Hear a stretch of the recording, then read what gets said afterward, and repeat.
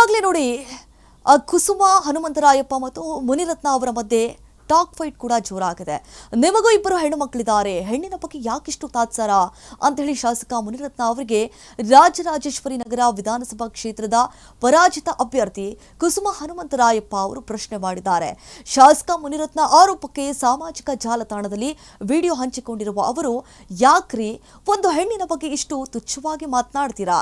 ದೇಶದಲ್ಲಿ ಬ್ರಿಟಿಷರ ವಿರುದ್ಧ ಹೋರಾಟ ಮಾಡಿದಂತಹ ರಾಣಿ ಲಕ್ಷ್ಮೀಬಾಯಿ ಹೆಣ್ಣು ಮಕ್ಕಳಿಗೆ ಶಿಕ್ಷಣವನ್ನ ಕೊಡಬೇಕು, ಸಮಾಜ ಸುಧಾರಣೆ ಆಗಬೇಕು ಅಂತ ಹೇಳಿ ಪ್ರಯತ್ನಿಸಿದಂತಹ ಸಾವಿತ್ರಿಬಾಯಿ, ಈ ದೇಶದಲ್ಲಿ 2 ಬಾರಿ ಪ್ರಧಾನಿ ಆಗಿ ಆಡಳಿತ ನಡೆಸಿದ ಇಂದಿರಾ ಗಾಂಧಿ, ಪ್ರಪಂಚದಾದ್ಯಂತ ಬಾಹ್ಯಾಕಾಶದ ಕಡೆ ತಿರುಗಿ ನೋಡುವಂತೆ ಮಾಡಿದಂತಹ ಕಲ್ಪನಾ ಚಾವ್ಲಾ, ಎಲ್ಲರೂ ಕೂಡ ಹೆಣ್ಣು ಮಕ್ಕಳೇ.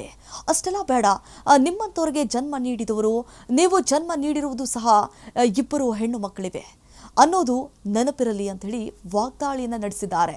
ಒಬ್ಬ ಗುತ್ತಿಗೆದಾರರನ್ನ ಮನೆಗೆ ಕರೆದು ಅವರಿಗೆ ಲಂಚದ ಬೇಡಿಕೆ ಇಟ್ಟು ಲಂಚ ಕೊಡುವುದಕ್ಕೆ ಆಗದಿದ್ರೆ ನಿನ್ನ ಹೆಂಡತಿ ಮಕ್ಕಳನ್ನ ಮಂಚಕ್ಕೆ ಕಳುಹಿಸು ಎಂದ ಮಹಾಪುರುಷ ನೀವು. ನಿಮ್ಮಿಂದ ಇನ್ನೇನು ನಿರೀಕ್ಷೆ ಮಾಡುವುದಕ್ಕೆ ಸಾಧ್ಯ? ಹೆಣ್ಣನ್ನು ಯಾವ ಭಾವನೆಯಿಂದ ನೋಡುತ್ತೀರಾ ಎಂಬ ನಿಮ್ಮ ನುಡಿಮುತ್ತುಗಳನ್ನ ಇಡೀ ರಾಜ್ಯದ ಜನ ಕೇಳಿಸಿಕೊಂಡಿದ್ದಾರೆ.